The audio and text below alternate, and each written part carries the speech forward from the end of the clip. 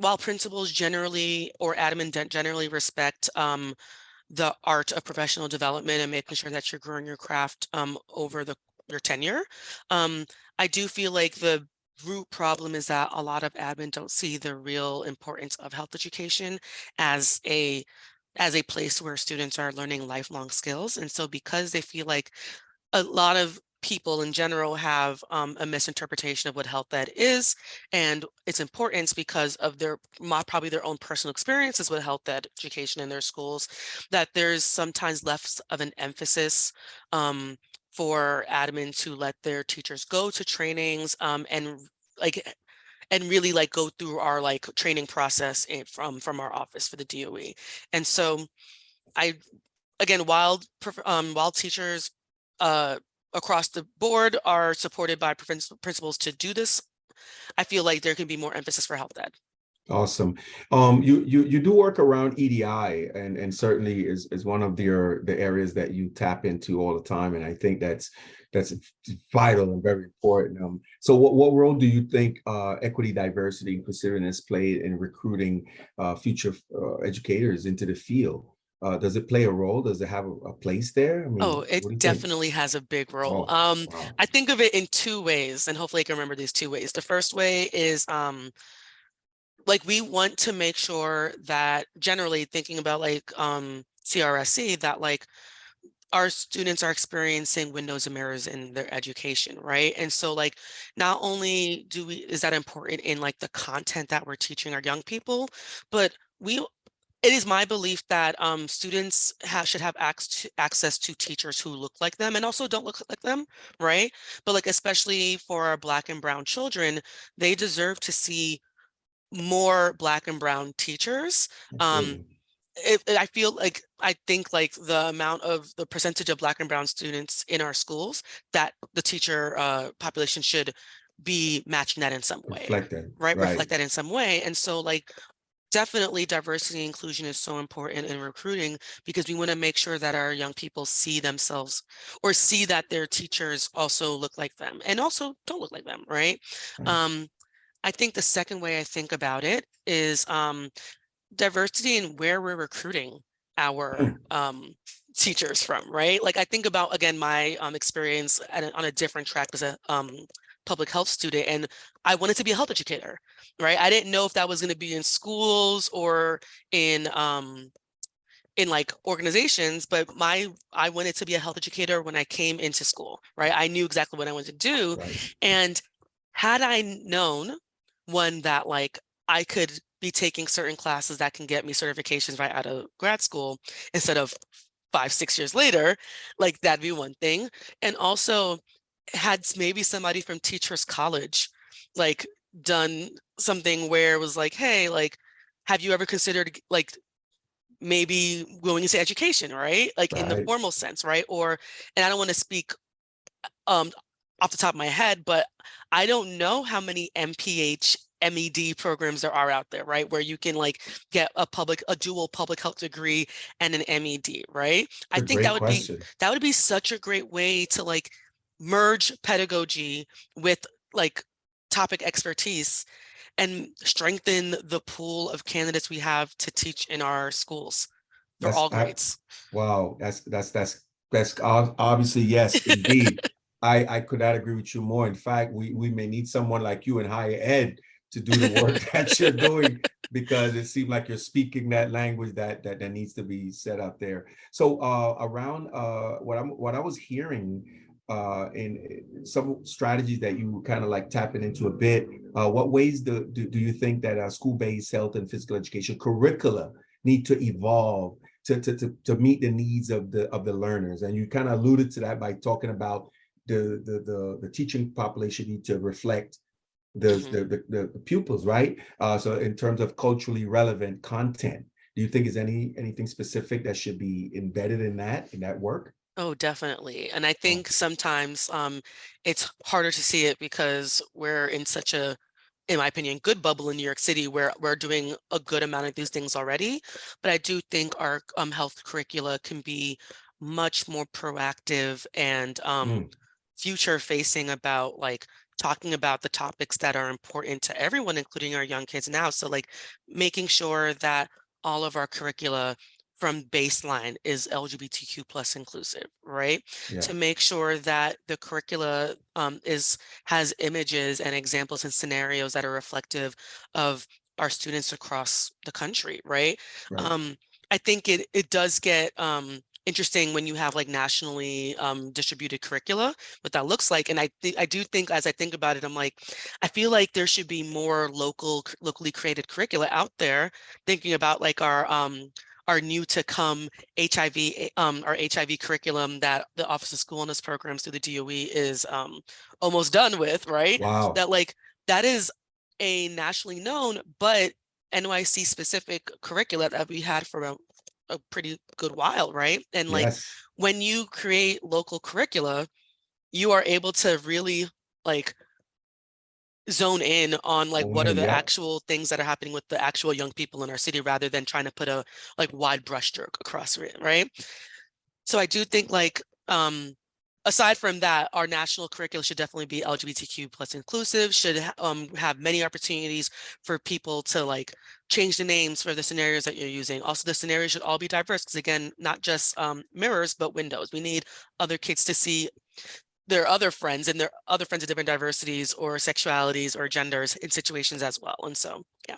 Wow. I like that term, not only mirrors, but windows. Oh, I'm I taking did that not come somewhere. up with it. I'm going to Well, say anyway, that. it doesn't matter. I stole that already. I'm gonna use that. I like that. Not only mirrors, but windows. That's right. I love that. And so you already have a solid partnership with CDC. This is amazing that you have that collaboration with the Mhm. CDC. So what advice would you give to establishing a similar partnership with professionals in higher ed? I know you, of course, you're Columbia School of Health grad, and you talk a little bit about working with some universities, perhaps, to some degree. But what advice would you give to come up with some type of partnership in higher ed to address some of the needs of the teachers and future professionals? Yeah, like I think going back to the idea of like we need more dual program or like dual certificate programs that like merge uh your MED with other health related uh topics. So like can't think of it at the top of my head, but like I'm assuming there are other health degrees that are similar to the Mhm. MPH, right? Like of course my bias is that like I wish there were more MPH MED programs, but Right. there might be other science-based programs, other types of health programming that with the duality of that and a pedagogy degree or pedagogic degree that like I think that's a maybe a gap that's in that regarding partnerships right now. That could be filled, right? Yeah, That's what I'm that can be hearing. filled. Yes, You can get new absolutely. fresh people with different Right. perspectives.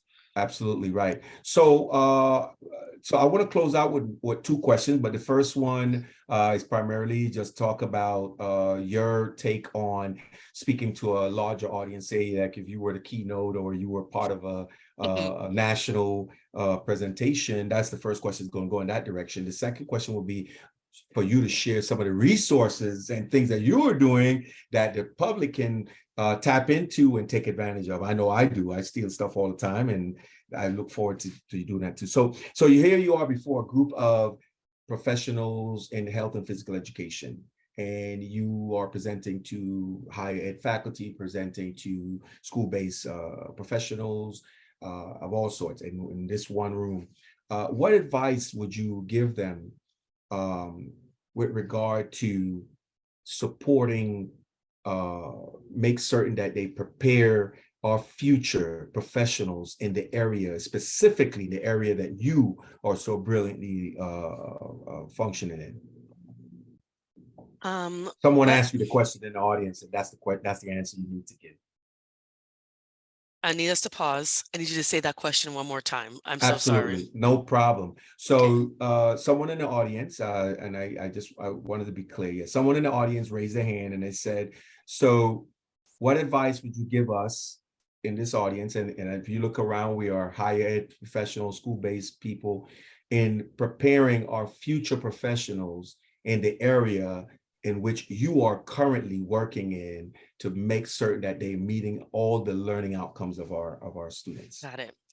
I would tell everyone to make sure that you are staying curious and always wanting Mm, to learn, and for the reasons of, like, there's always new things emerging in health ed I feel like is a very rapidly changing topic because a lot of it is about personal choice.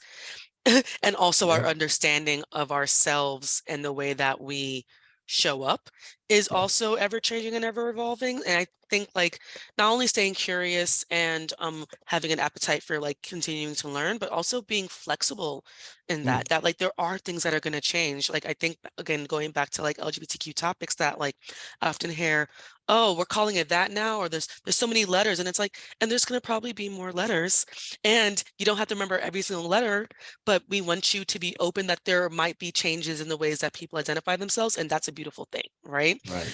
And so um, I just want people to stay curious and to stay flexible. Love it. Love it.